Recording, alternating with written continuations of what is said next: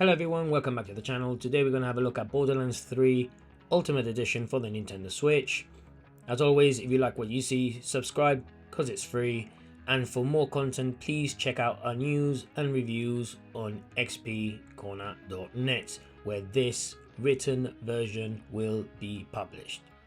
As with previous installments, the chaotic looter shooter experience has found its way onto the hybrid console.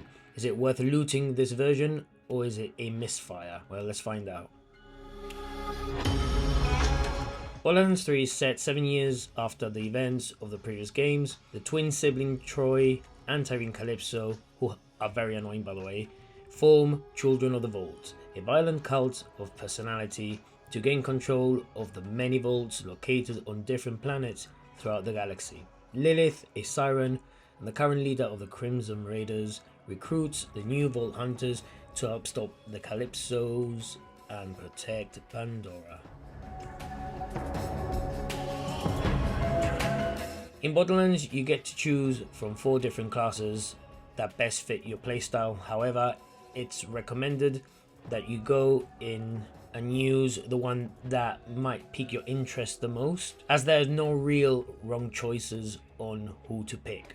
They're all very powerful once you get them to a certain level. Personally, I went for Zane in my first playthrough, having a prior experience playing the game on other platforms. For those who are new to Borderlands series, it's a first-person shooter game with RPG elements.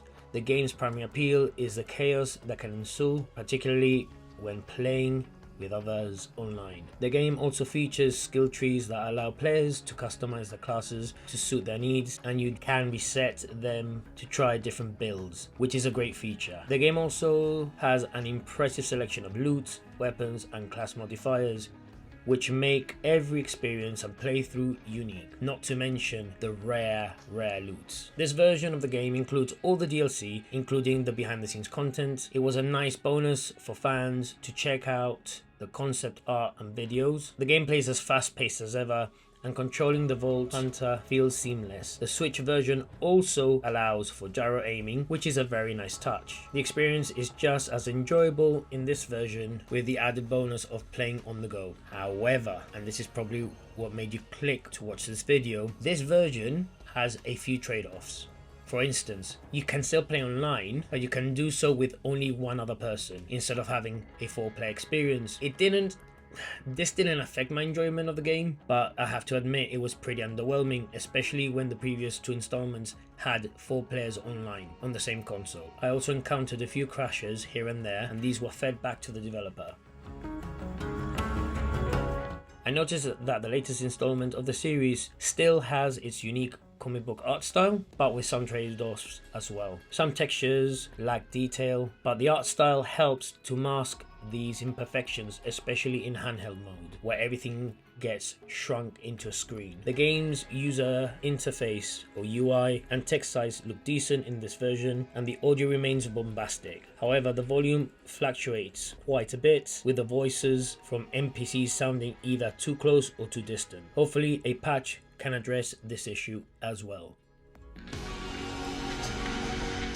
The game is available on the eShop for $49.99 or your regional equivalent, and requires 15 GB of storage. If you purchase the physical version, like I did, you will need to download the DLC separately for free. As a fan, I bought this game on its release day. However, I find it hard to recommend at full price. Fortunately, the eShop version is currently on sale until mid-November at the time of this video releasing, with a 33% discount. If you're planning to get the game, now might be the right time to do so, or you could wait for a better sale in the future. Up to you. If you already have the previous 2 games and love the franchise, then a third time is definitely a charm.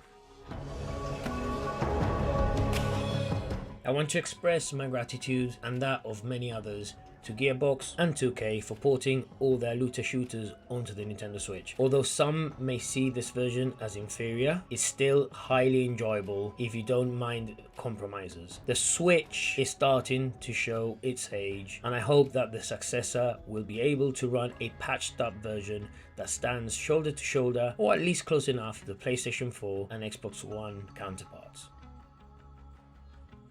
We give Borderlands 3 Ultimate Edition on the Nintendo Switch an 8 out of 10.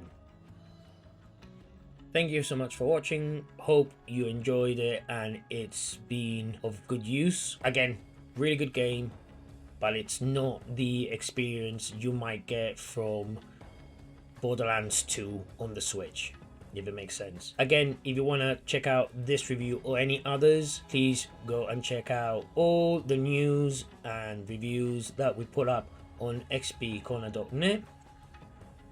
If you want to support us, please use our affiliate links like the one we use with PlayAsia, where you can get all the best games, mostly Asian versions with English, and it'll support us massively. And if you're looking for the cool looking GameCube controller, the Nixie Wizard, please use our affiliate link for that in the description below. Use coupon code GRINNY for 10% off. Stay safe, peace.